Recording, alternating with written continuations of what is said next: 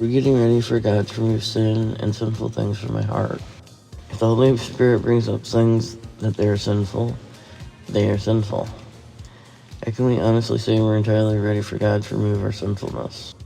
If we think in terms of all or nothing, we may get stuck because we'll never feel entirely ready. It's important to keep in mind that the guiding principles and information we learn guide us. No one can work them perfectly. Our part is to keep moving, get as close as we can to being ready. If we're far enough along in the growth process, we probably found enough pain inside to break our hearts. Facing the fact that brokenness is a part of the human condition can be crushing.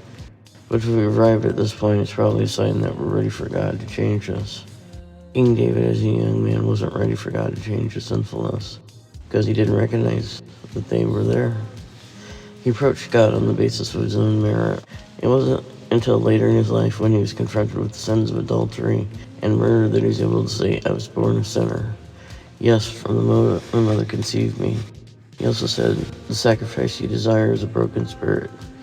You'll not reject a broken and repentant heart, O God." Jesus taught, "God blesses those who mourn, for they will be comforted." God isn't looking for evidence of how good we are or how hard we try. He only wants us to mourn over our brokenness. Then he will not ignore our needs, but will forgive us, comfort us, and cleanse us. With our own idols, God may ask us to give them up. Sometimes there are some things that we absolutely love in our hearts. Some things that aren't bad in and of themselves. It could even be God-given things. But we allow them a place in our heart, or we make an idol of them. There was once a girl and she absolutely loved soccer.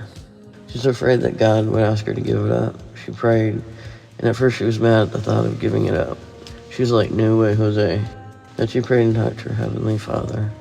Then she realized later that God may not ask her to give it up, but was she willing?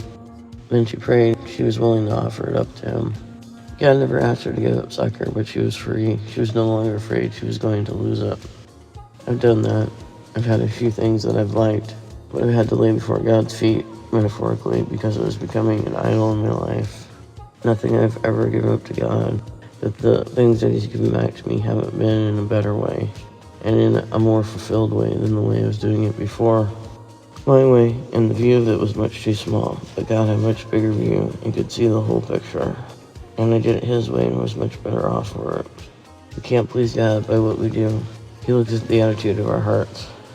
There are some people who have really sensitive consciences that think because they're something or enjoy it, it's idolatry. Liking green or really enjoying pizza isn't making an idol of those. It's when you're wrapping your whole life around it that you're making something an idol.